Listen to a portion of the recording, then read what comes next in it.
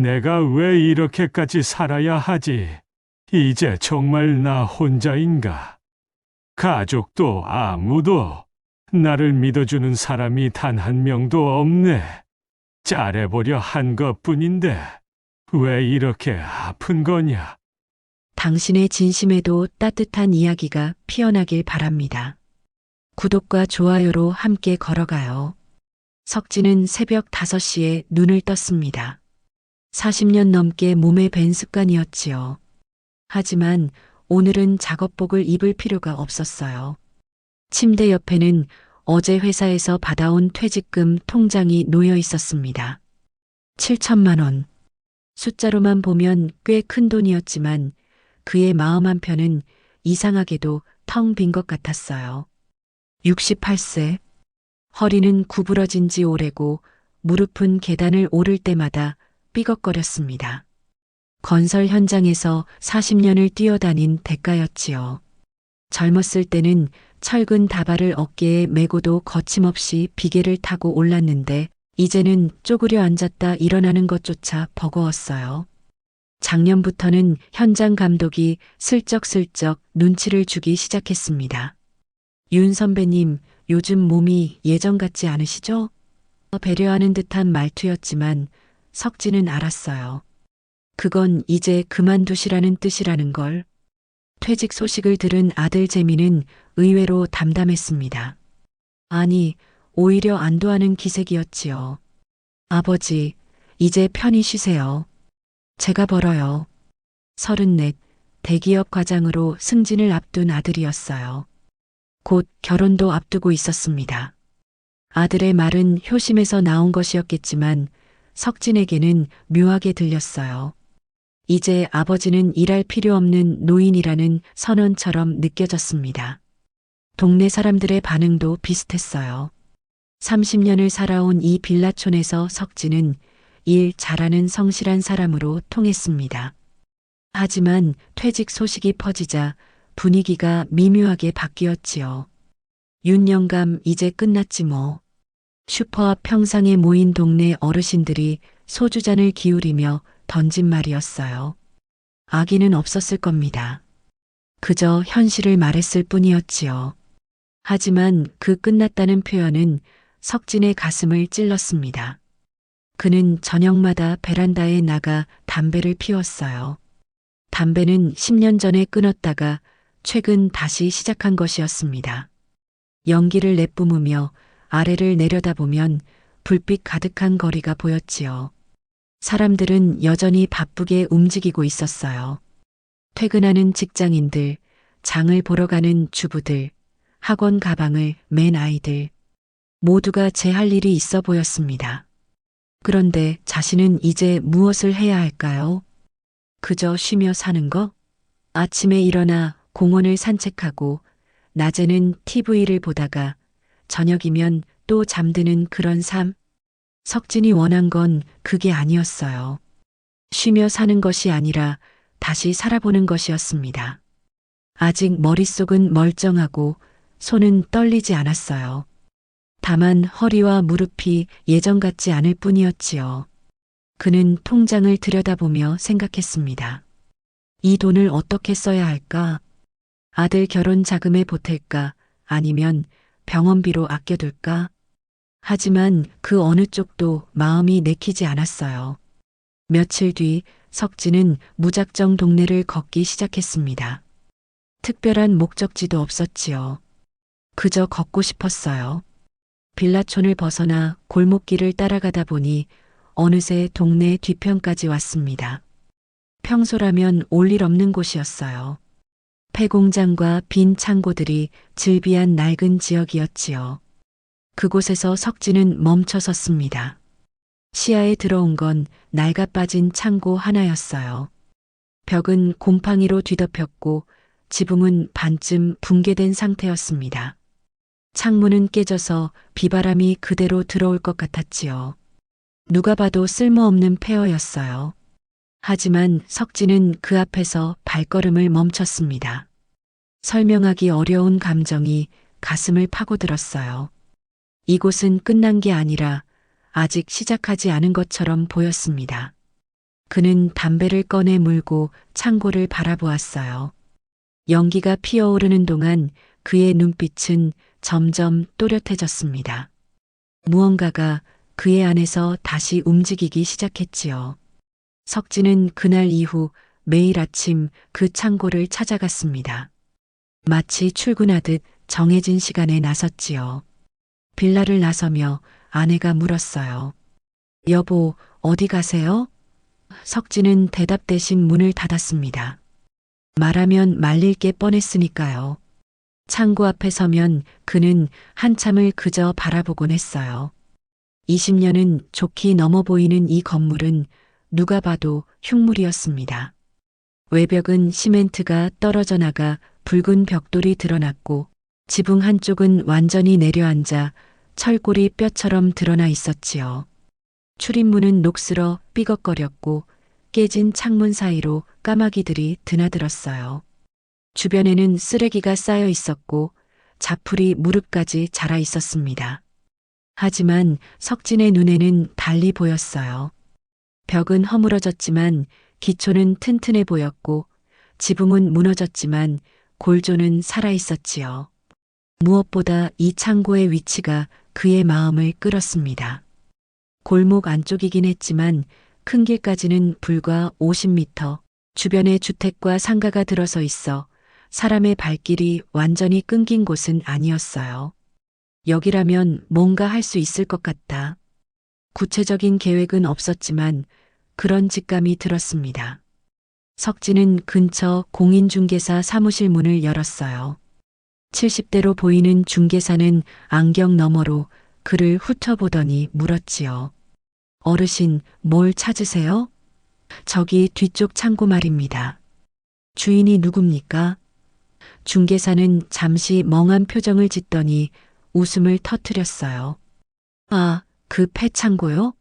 거기 왜요? 철거하려고요? 아니, 사려고요. 중개사의 웃음이 멈췄습니다. 그는 안경을 벗어 닦으며 다시 물었지요. 농담이시죠? 아닙니다. 진심입니다. 석진의 목소리는 단호했어요. 중개사는 한숨을 내쉬며 서류철을 뒤적였습니다. 어르신, 솔직히 말씀드릴게요. 그 건물 사면 100% 후회합니다. 벽은 금방이라도 무너질 것 같고 지붕은 이미 반쯤 날아갔어요. 게다가 주변 개발 계획도 전혀 없고요. 그냥 철거비만 들어가는 애물단지예요. 석진은 묵묵히 듣고 있었습니다. 중개사가 말을 이었지요. 주인은 외국 나가 있는 사람인데 20년째 방치해둔 겁니다. 팔려고 내놓긴 했는데 아무도 거들떠보지 않아요. 가격은 7천만 원인데 솔직히 그 돈이면 다른 데 투자하시는 게 나아요. 7천만 원. 석진의 퇴직금과 정확히 같은 금액이었습니다. 그는 잠시 말없이 창밖을 바라보았어요. 중개사는 그 침묵을 망설임으로 받아들이고 더 강하게 말했지요. 어르신, 이거 사시겠다고요? 정말로요? 제가 이 일 30년 했는데 이건 정말 아닙니다. 나중에 후회하셔도 제 책임 아니에요. 괜찮습니다. 한번 보여주시지요. 중개사는 어쩔 수 없다는 듯 열쇠꾸러미를 들고 일어났습니다. 두 사람은 창고로 향했어요. 녹슨 자물쇠를 열고 들어서자 퀴퀴한 냄새가 코를 찔렀습니다. 바닥은 곰팡이와 이끼로 미끄러웠고 천장 곳곳에서 빗물이 새어든 흔적이 역력했지요. 중개사가 코를 막으며 말했어요. 보셨죠? 이게 상태입니다. 그래도 사시겠어요? 석진은 천천히 안을 돌아보았습니다. 그의 손이 벽을 짚었어요.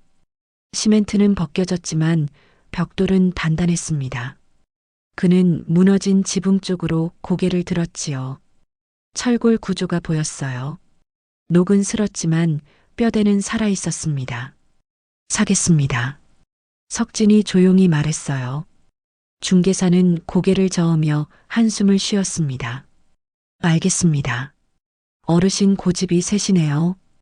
계약은 일주일 만에 끝났습니다. 석진은 퇴직금 7천만 원을 통째로 털어 창고를 샀어요. 등기를 마치고 집으로 돌아왔을 때 아내 순이가 현관에서 기다리고 있었습니다. 여보, 동네에서 소문 다 났어요. 창고를 샀다면서요? 순이의 목소리는 떨렸지요. 그게 사실이에요? 석진은 신발을 벗으며 고개를 끄덕였습니다. 순이의 얼굴이 굳어졌어요. 미쳤어요? 퇴직금을 다 털어서 폐창고를 샀다고요?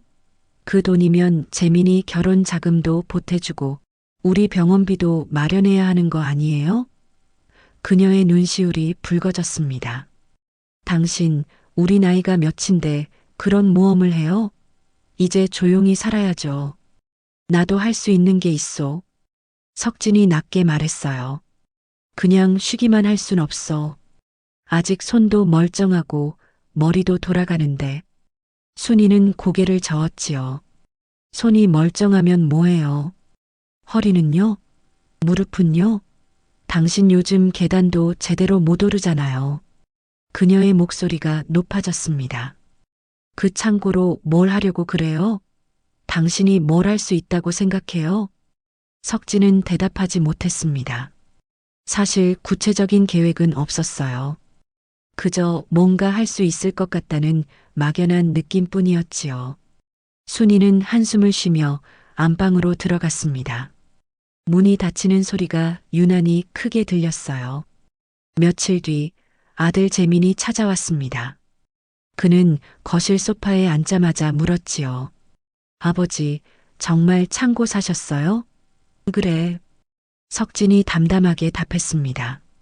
재민은 답답하다는 듯 머리를 쥐어뜯었어요. 아버지, 왜 그러세요? 퇴직금이 얼마나 소중한 돈인데요. 그걸 폐창고에 다 쏟아붓다니. 내가 이해 못할 거야. 이해하고 싶어요. 재민의 목소리에 간절함이 묻어났습니다. 아버지, 이제 편히 쉬셔야죠. 제가 벌겠다니까요. 왜 자꾸 위험한 일을 하려고 하세요? 석진은 창밖을 바라보았어요. 재민아, 너는 내가 쉬는 게 행복할 거라고 생각하지. 하지만 아버지는 그게 더 힘들어. 아무것도 안 하고 그냥 늙어가는 게 말이야. 재민은 한참을 말없이 앉아 있다가 일어섰습니다. 알겠습니다. 아버지 마음대로 하세요. 하지만 나중에 후회하셔도 제가 도와드릴 수 없어요. 그는 현관문을 나서며 마지막으로 말했지요. 아버지, 그 돈이면 치료비나 마련하세요. 제발이요. 문이 닫혔습니다. 석진은 혼자 거실에 남았어요. 아내도 아들도 그를 이해하지 못했습니다. 어쩌면 동네 사람들 말이 맞을지도 몰랐어요. 미친 짓일 수도 있었지요. 하지만 석진은 멈출 수가 없었습니다. 다음 날 아침 그는 일찍 일어나 창고로 향했어요. 손에는 줄자와 공책, 그리고 카메라가 들려 있었습니다. 창고 안팎을 꼼꼼히 살피며 치수를 재고 사진을 찍었지요. 벽의 상태, 지붕의 손상 정도, 배수로의 위치까지 하나하나 기록했습니다. 40년 현장에서 일한 경험이 손끝에서 되살아났어요. 석진은 공책에 적힌 메모를 보며 생각했습니다. 할 수 있어. 천천히 하나씩 하면 돼. 주변 사람들이 뭐라고 하든 가족이 반대하든 상관없었어요. 이건 그의 마지막 도전이었습니다. 끝나기 전에 다시 한번 살아보는 것. 석진은 창고 앞에 서서 깊게 숨을 들이마셨습니다. 그리고 녹슨 문을 밀며 안으로 들어섰지요. 이제 시작이었습니다. 석진은 다음 날부터 본격적으로 움직이기 시작했습니다. 새벽 5시에 일어나 허리에 파스를 붙이고 창고로 향했어요. 손에는 낡은 공구 가방이 들려 있었지요. 40년 동안 현장에서 쓰던 것들이었습니다. 망치, 톱, 드라이버, 줄자. 하나하나가 그의 손때가 묻어 있었어요. 첫날은 쓰레기를 치우는 것부터 시작했습니다. 창고 안팎에 쌓인 폐자재와 잡동사니들을 끌어냈지요. 썩은 나무판, 녹슨 철근, 깨진 유리 조각들, 트럭 2대 분량이 나왔어요. 허리를 숙였다 펴기를 반복하자 무릎이 쑤시기 시작했습니다. 하지만 석진은 멈추지 않았어요. 쉬면 다시 일어설 자신이 없었으니까요. 일주일이 지나자 동네에 소문이 퍼졌습니다. 슈퍼 앞 평상에 모인 노인들이 수군거렸지요. 윤 영감, 요즘 또 이상한 짓 한다면서? 들었어. 폐창고 사서 혼자 공사한대. 나이 먹어 정신이 나갔나? 그들의 목소리는 낮았지만 석진의 귀에는 또렷하게 들렸습니다. 그는 창고로 가는 길에 그 앞을 지나쳐야 했거든요. 어느 날 오후 석진이 지붕 위에서 작업하고 있을 때였습니다. 아래에서 누군가 소리쳤어요. 윤 씨, 거기서 뭐 하시는 거요? 내려다보니 같은 빌라에 사는 박 씨였지요. 60대 초반의 그는 팔짱을 낀 채 고개를 저었습니다. 퇴직금 날리기 딱 좋네. 그 나이에 지붕 공사는 무슨. 석진은 대답하지 않았어요. 그저 손에 든 망치로 녹슨 못을 빼내는데 집중했습니다. 박 씨는 한참을 서 있다가 혀를 차고 떠났지요. 그의 뒷모습을 보며 석진은 생각했습니다. 설명해봤자 이해 못할 거야. 사람들은 늙은이가 쉬지 않고 일하는 걸 이상하게 봤어요. 특히 돈도 안 되는 일이라면 더더욱. 한 달이 지났습니다. 석진은 매일 아침 창고로 출근했어요. 썩은 나무를 제거하고 무너진 벽을 보강하고 지붕의 구멍을 막았지요. 모든 작업을 혼자 했습니다. 인부를 고용할 돈도 없었고 누가 도와주겠다고 나서지도 않았어요. 허리는 계속 아팠지만 파스를 3장씩 붙이며 버텼습니다.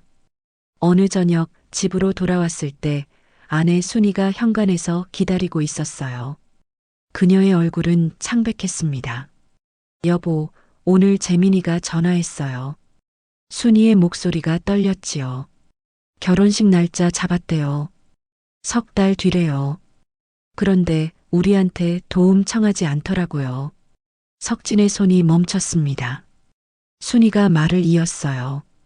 당신이 퇴직금 다 써버려서 재민이가 자기 적금 깨서 결혼 준비한대요. 여보, 이게 뭐 하는 거예요? 그녀의 눈에 눈물이 고였습니다. 아들 결혼식에 축의금도 제대로 못 줄 처지가 됐잖아요. 석진은 아무 말도 하지 못했습니다. 가슴 한쪽이 무너지는 것 같았어요. 아들의 결혼. 평생 기다려온 순간이었지요. 하지만 지금 그에게는 퇴직금도 여유 자금도 없었습니다. 모든 걸 그 창고에 쏟아부었으니까요. 미안하오. 석진이 간신히 말했습니다. 순이는 고개를 돌렸어요. 미안하다고 다해요? 당신 도대체 그 창고로 뭘 하려고 그래요? 계획이라도 있어요? 석진은 입을 열었다가 다시 닫았습니다. 계획. 사실 구체적인 건 없었어요. 그저 고치고 살리고 뭔가 만들어 보겠다는 막연한 의지뿐이었지요. 순이는 한숨을 쉬며 안방으로 들어갔습니다. 그날 밤 석진은 잠들지 못했어요. 천장을 바라보며 생각했습니다. 내가 잘못한 건가? 아내도 원망하고 아들도 실망했지요. 동네 사람들은 비웃었고 중개사마저 말렸던 일이었어요. 혹시 정말로 미친 짓을 한 건 아닐까? 다음 날 아침 석진은 평소보다 늦게 일어났습니다. 몸이 무거웠어요. 허리 통증은 더 심해졌고 무릎은 부어올라 있었지요. 거울을 보니 얼굴은 야위었고 눈 밑에는 다크서클이 짙게 깔려 있었습니다. 68세 노인이 혼자 건물을 고치는 게 얼마나 무모한 일인지 몸이 증명하고 있었어요. 창고로 가는 길에 슈퍼 앞을 지났습니다. 이번에도 평상에는 노인들이 모여 있었지요. 윤 영감, 아직도 그 짓 하고 있어? 퇴직금이 아깝지도 않나 봐. 나이에 맞게 좀 쉬지. 석진은 고개를 숙이고 걸음을 재촉했어요. 그들의 말이 틀린 건 아니었습니다. 창고에 도착했을 때 석진은 한참을 그 앞에 서 있었습니다. 한 달 동안 작업한 결과가 눈에 들어왔어요. 쓰레기는 치웠고 무너진 부분도 일부 보강했지요. 하지만 여전히 갈 길은 멀었습니다. 지붕은 절반밖에 못 고쳤고 벽은 여전히 곳곳이 금이 가 있었어요. 전기 배선도 배수로도 손봐야 할 게 산더미였습니다. 석진은 공구 가방을 내려놓고 창고 안으로 들어갔어요. 햇빛이 깨진 지붕 사이로 비쳐 들어왔습니다. 먼지가 빗속에서 춤을 췄지요. 그는 벽에 등을 기대고 주저앉았어요. 숨이 가빠왔습니다. 몸도 마음도 지쳐 있었지요. 내가 뭘 하고 있는 건가? 석진은 자문했습니다. 가족은 등을 돌렸고 동네 사람들은 비웃었어요. 돈도 바닥났고 몸도 한계였지요. 이 모든 걸 감수하면서까지 지켜야 할 게 뭐가 있을까? 혹시 이건 늙은이의 허황된 고집일 뿐인 걸까? 한참을 그렇게 앉아 있었습니다. 그때 창고 밖에서 소리가 들렸어요. 까마귀 울음소리였지요. 석진은 고개를 들었습니다.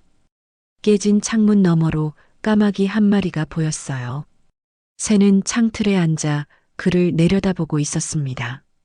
석진은 천천히 일어났습니다. 무릎이 욱신거렸지만 참을 만했어요.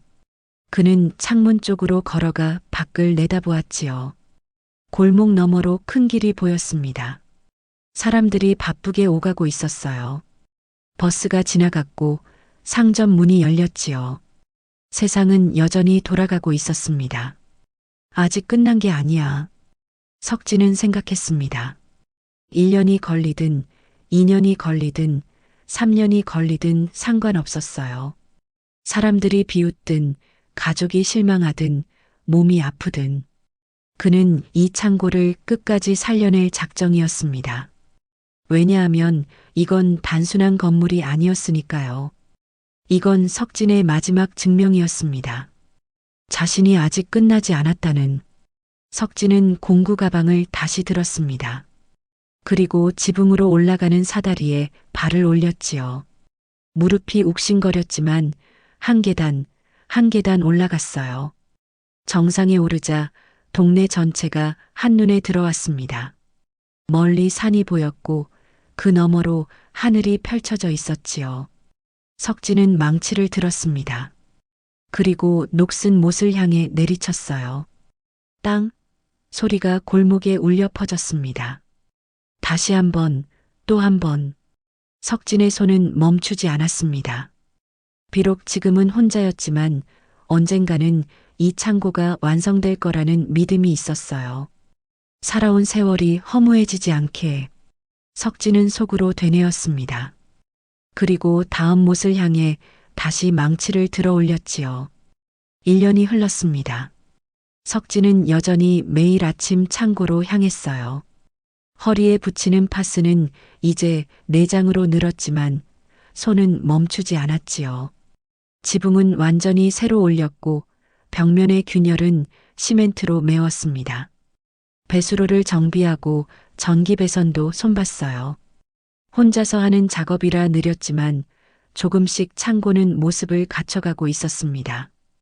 2년째 되던 해봄 석진은 외벽 페인트 작업을 시작했습니다. 회색 페인트를 롤러에 묻혀 천천히 칠해 나갔지요. 한 번, 두 번, 세 번. 덧칠을 거듭할수록 낡은 창고는 새 건물처럼 변해갔어요. 지나가던 사람들이 멈춰서서 쳐다보기 시작했습니다. 저기 뭐 하는 거야? 창고 고치나 봐. 더 이상 비웃음은 아니었어요. 다만 호기심 어린 시선이었지요. 3년째가 되자 창고는 완전히 달라져 있었습니다. 지붕은 새 기와로 덮였고 벽은 깨끗하게 마감되었어요. 깨진 창문은 새 유리로 교체했고 녹슨 문은 철거하고 알루미늄 셔터를 달았지요. 안쪽은 깔끔한 작업 공간으로 꾸몄습니다. 석진은 여기에 작은 사무실과 창고형 임대 공간을 만들 계획이었어요. 구체적이진 않았지만 누군가 필요로 할 거라는 믿음이 있었습니다. 그해 가을 어느 날이었습니다. 석진이 창고 앞에서 마지막 손질을 하고 있을 때 동네 슈퍼주인 김 씨가 달려왔어요. 윤 씨, 큰일 났어요. 김 씨는 숨을 헐떡이며 신문을 내밀었지요. 이거 보세요. 신문 지역면에는 큼지막한 제목이 박혀 있었습니다. 신규 지하철 3호선 연장, 역세권 상업지구 조성 확정. 석진은 기사를 천천히 읽어 내려갔어요. 그리고 지도를 보는 순간 손이 멈췄습니다. 새로 생기는 역의 위치가 표시되어 있었는데 그 중심에 바로 이 골목이 포함되어 있었던 거예요. 여기가 역세권이 된다고요? 석진이 다시 물었습니다. 김 씨가 고개를 끄덕였지요. 그것도 상업지구로요. 3년 안에 개발 시작한대요. 윤 씨, 대박 터졌어요. 석진은 신문을 든 채 멍하니 서 있었습니다. 믿기지 않았어요. 아무도 거들떠보지 않던 이 골목이 20년 동안 방치되었던 이 땅이 역세권이 된다니. 소문은 삽시간에 퍼졌습니다. 저녁이 되자 동네 사람들이 하나둘 모여들기 시작했어요. 슈퍼 앞 평상에 앉아있던 노인들도 석진을 찾아왔지요. 윤 영감, 그거 혹시 알고 산 거야? 석진은 고개를 저었습니다. 아니요. 나도 오늘 처음 들었소. 근데 어떻게 그런 땅을 골랐어? 누군가 물었어요. 석진은 창고를 돌아보았습니다. 그냥 여기가 살아날 것 같았소. 설명은 못하겠지만 노인들은 서로를 쳐다보며 혀를 찼지요. 운이 좋았네, 정말. 하지만 그들의 눈빛은 달라져 있었습니다. 더 이상 비웃음이 아니었어요. 부러움과 존경이 섞여 있었지요. 며칠 뒤 개발업체에서 사람이 찾아왔습니다. 정장을 입은 40대 남자였어요. 윤석진 사장님 맞으십니까? 석진은 고개를 끄덕였지요. 남자는 명함을 내밀며 말했습니다. 저는 대성개발이사 김정훈이라고 합니다. 이 토지와 건물 매입 의향 있으십니까? 얼마를 생각하시는데요? 석진이 물었습니다. 김 이사는 잠시 머뭇거리다 말했지요. 일단 30억 정도로 생각하고 있습니다만 석진은 표정을 바꾸지 않았어요. 생각해 보겠소. 김 이사는 놀란 표정을 지었습니다.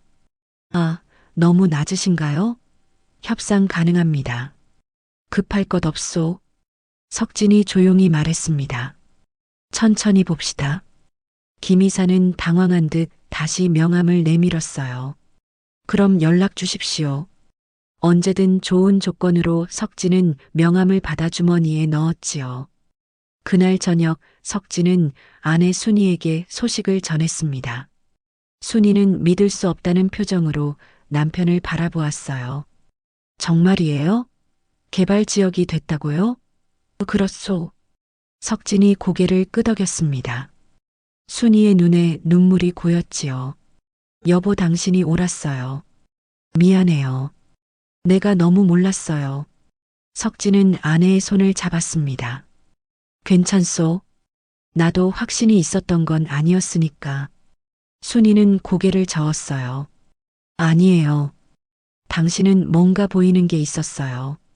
나는 그걸 믿지 못했고요. 그녀는 남편의 거친 손을 쓰다듬었습니다.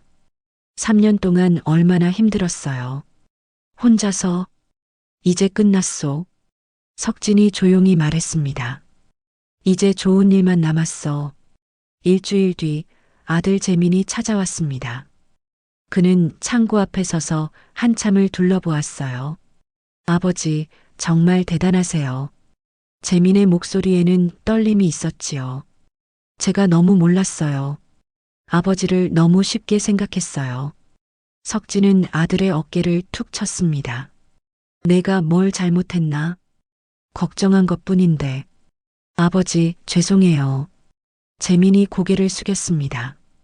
결혼 준비하면서도 계속 마음에 걸렸어요. 아버지가 혼자 고생하시는 거. 석진은 아들을 바라보았어요. 34. 이제 곧 가장이 될 나이였지요. 재민아, 너는 내 길을 잘 가고 있어. 그걸로 된 거야. 그날 밤 석진은 창고 앞에 혼자 서 있었습니다. 가로등 불빛 아래 깨끗하게 정비된 건물이 서 있었어요. 3년 전만 해도 누구도 거들떠보지 않던 폐허였지요. 하지만 지금은 달랐습니다. 누군가에게는 30억의 가치가 있는 땅이었고 석진에게는 자신의 마지막 3년이 담긴 증거였어요. 석진은 담배를 꺼내 물었습니다.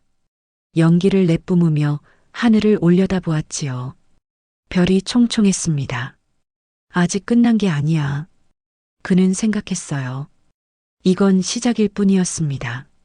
진짜 이야기는 이제부터였지요. 석진은 서두르지 않았습니다. 개발업체에서 연락이 오고 투자사에서 찾아왔지만 그는 천천히 서류를 검토했어요. 40년 현장에서 일하며 배운 게 있었지요. 조급하게 움직이면 빈틈이 생긴다는 것.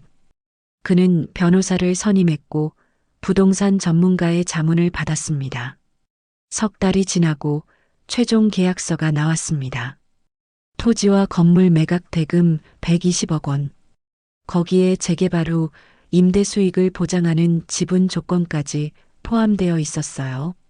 석진은 계약서를 받아들고 한참을 말없이 바라보았습니다. 퇴직금 7천만 원이 3년 만에 120억으로 변한 순간이었지요. 계약일 아침, 석진은 평소처럼 일찍 일어났습니다. 창고로 가는 대신 거실에 앉아 창밖을 바라보았어요. 해가 떠오르고 있었지요. 붉은 빛이 빌라촌을 물들였습니다. 3년 전 이맘때도 이런 아침이었어요.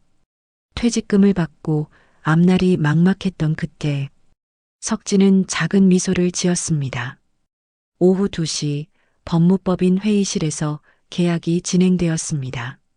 개발업체 대표와 변호사들이 자리했어요. 석진은 양복을 차려입고 앉아 있었지요. 서류에 도장을 찍는 순간 대표가 손을 내밀었습니다. 좋은 결정해 주셔서 감사합니다, 사장님. 석진은 그 손을 잡았어요. 저도 감사합니다. 집으로 돌아오는 길, 석진은 슈퍼 앞을 지났습니다. 평상에는 여전히 노인들이 모여 있었어요. 그들은 석진을 보자 일어섰지요. 윤영감, 축하하네. 대단하시오, 정말. 석진은 고개를 숙여 인사했습니다. 고맙습니다.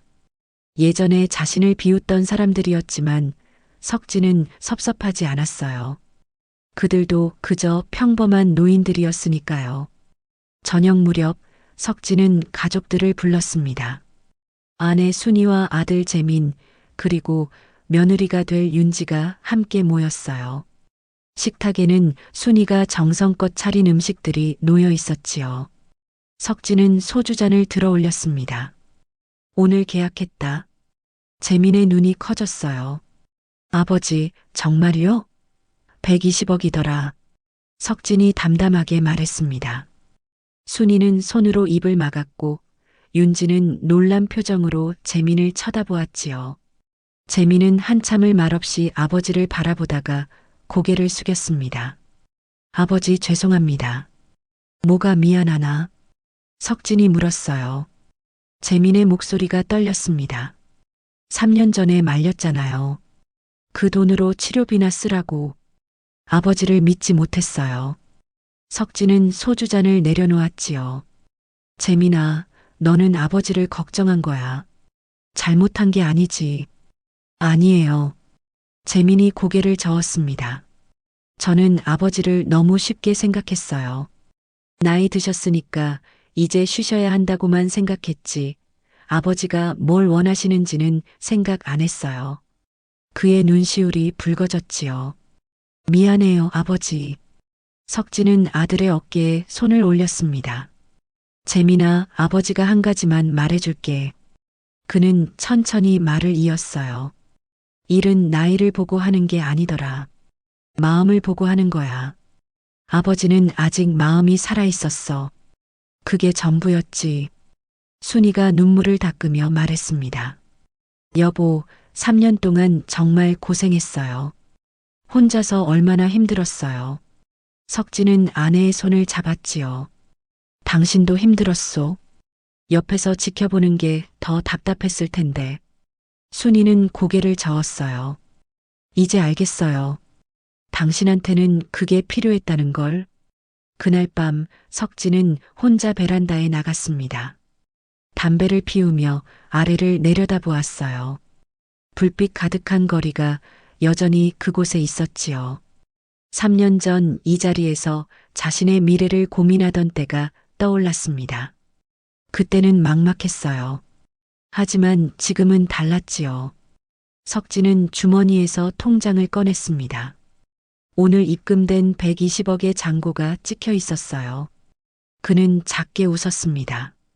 돈이 중요한 건 아니었어요. 중요한 건 자신이 끝나지 않았다는 걸 증명했다는 것. 68세에도 허리가 아파도 무릎이 쑤셔도 여전히 뭔가를 이룰 수 있다는 것. 며칠 뒤 석진은 재민의 결혼 준비를 도왔습니다. 예식장 계약금을 내고 신혼집 전세금을 마련해줬지요. 재민은 사양했지만 석진은 고집을 부렸어요. 아버지가 해주고 싶은 거야. 받아라. 재민은 결국 고개를 숙였습니다. 감사합니다, 아버지. 결혼식 날 석진은 양복을 차려입고 식장에 섰습니다. 하객들이 모여들었고 축하 인사가 이어졌지요. 사돈 어른, 아드님 정말 잘생겼네요. 윤 사장님 대단하시다면서요? 소문 다 들었습니다. 석진은 겸손하게 고개를 숙이며 답했어요. 과분합니다. 피로연이 끝나고 석진은 재민을 따로 불렀습니다. 둘은 식장 밖 벤치에 나란히 앉았지요. 석진이 먼저 입을 열었어요. 재민아, 아버지가 마지막으로 한마디만 할게. 재민이 고개를 돌렸습니다. 석진은 저 멀리 하늘을 바라보며 말했지요. 이제는 너희가 편히 살아라. 재민은 고개를 끄덕였습니다. 두 사람은 한동안 말없이 앉아 있었어요. 석양이 지고 있었지요. 붉은 빛이 두 사람을 감싸 안았습니다. 석진은 생각했어요. 자신의 인생에서 가장 빛나는 3년이었다고. 끝이 아니라 다시 시작이었다고. 그리고 그 시작은 지금도 계속되고 있었습니다.